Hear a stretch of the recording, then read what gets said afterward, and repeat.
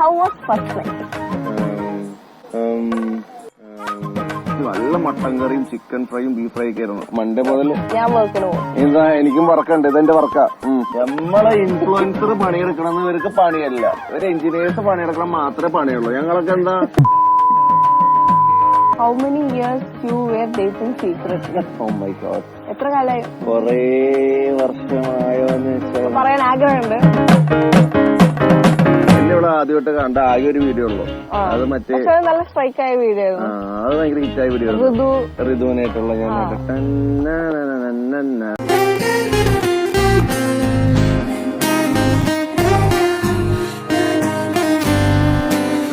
എന്താണ് എന്റെ പേര്? എന്റെ ഫേവറേറ്റ് ഹോബി എന്താ?